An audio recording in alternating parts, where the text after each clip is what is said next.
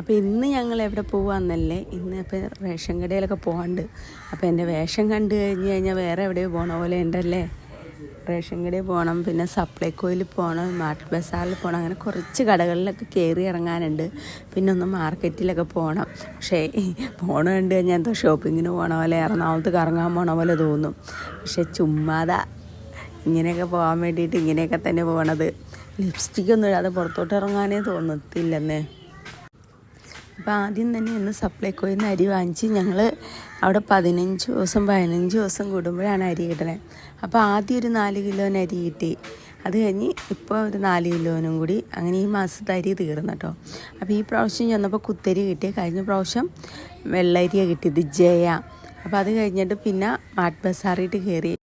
അവിടെ നിന്ന് പ്രത്യേകിച്ചൊന്നും വാങ്ങിക്കാനില്ല, ആപ്പിൾ സാധനമുള്ളൂ. അപ്പോൾ ആപ്പിളൊക്കെ എടുത്തു കഴിഞ്ഞിട്ട് പിന്നെ ഞങ്ങൾ പോകുന്നു. ഇനി പോണ വഴി റേഷൻ കടയിൽ കയറണം കേട്ടോ. അതിൻ്റെ ഇടയിൽ റോട്ടിലൊരു ബ്ലോക്ക് കിട്ടി. അപ്പോൾ അതിൻ്റെ കേക്ക് അടുത്തത് കേൾക്കാനൊന്നുമില്ല. നീ ഇങ്ങനെ പറയാറുണ്ട്, റോഡിൽ നിർത്തി പാലത്തിൽ കൊണ്ട് നിർത്തി പറയാറുണ്ട്. ഞങ്ങൾ ഇറങ്ങട്ടെ, ഞങ്ങൾ കയറട്ടെ, കാണാൻ പാടില്ല ഞങ്ങൾ. നിങ്ങൾ ആലോചിക്കണേ എന്തിനാ ഇതിന് ഞാൻ കേൾക്കണേന്നല്ലേ.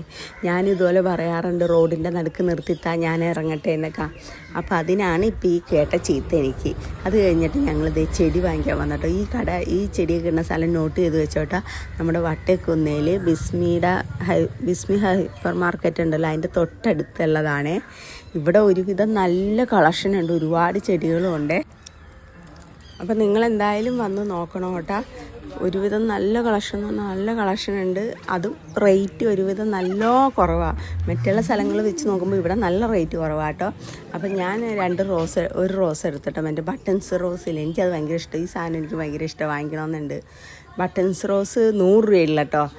അതുമാത്രമല്ല, സാധാ റോസിനൊക്കെ 100 രൂപയല്ല കേട്ടോ, അതിൽ കൂടുതലല്ല ഉണ്ട്. ഈ ചെടികളൊക്കെ 100 രൂപയുടെ കേട്ടോ.